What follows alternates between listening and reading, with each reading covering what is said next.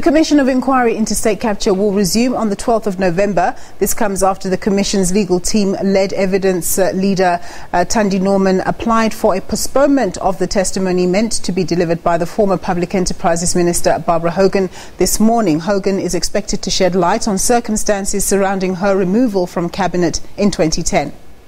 Well, for more on this story, we cross to our reporter Mzwandile Mbeje, who's standing by for us. Mzwandile, so we had expected this testimony from Barbara Hogan, but it's not to be. What are the reasons for this? Do we know?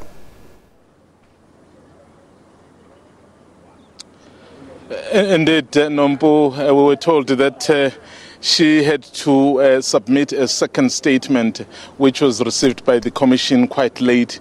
So remember, in that statement, there are people there implicated, and then they need to have an opportunity to state their case. But perhaps, Nombu, before I continue with you in terms of unpacking what transpired, so I just managed to get the spokesperson for the Commission, Reverend Mzwandile Mbeje, so who will just give us a very quick update as to what will be happening with the Commission from now until the 12th.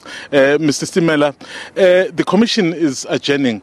Any chances of it being perhaps reconvened earlier? Mr. Mbeje, thank you so much. There is no chance for the Commission to reconvene earlier. As you have recalled, the application that was granted by the chairperson of the Commission, Deputy Chief Justice Zondo, has adjourned the Commission up until the 12th of November. This is to give enough time for the implicated persons to be issued with notices as per the rules of the Commission.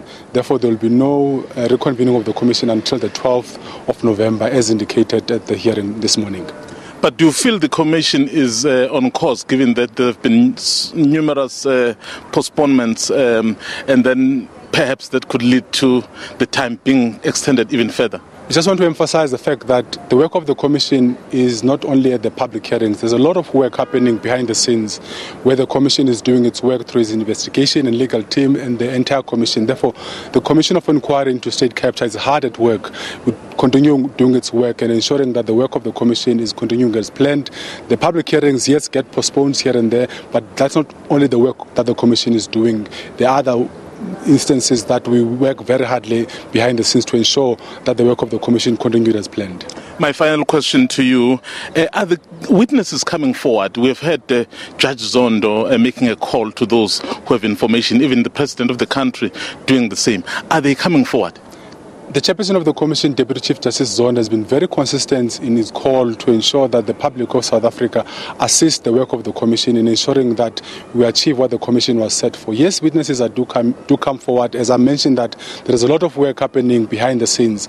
Therefore, the call of the Chief Justice, people are heeding, but we continue to make that call as a Commission to say to all former executive members, members of government, people who are in civil service, state-owned enterprises, employees who have got information, to please come forward so that the work of the Commission can be assisted in moving forward. Thank you very much, sir. Thank you so much, sir. That was Reverend Mzwandile Mbeje, the spokesperson for the Commission, the Nombu. As where you heard, the Commission will only resume its duties on the 12th of November, which is basically a month from now. Of course, the postponements that happened today and the applications that we had was as a result of the late application of the second statement of the former minister, Barbara Hogan.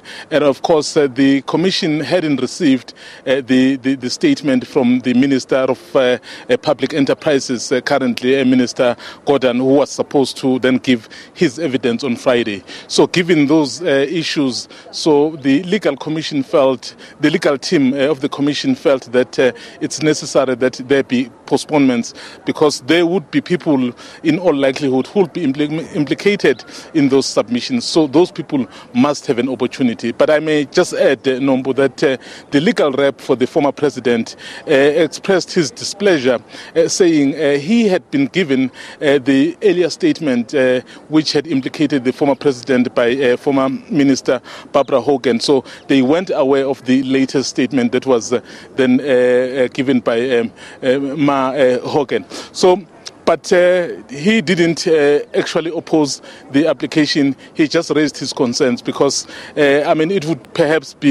wouldn't perhaps make sense for him to oppose the postponements, because what if they were implicated and then they are not in a position to then respond accordingly. Okay, Mzwandile, thanks very much for that report. Our reporter Mzwandile Mbeje reporting there from the state capture inquiry, which will resume on the 12th of November.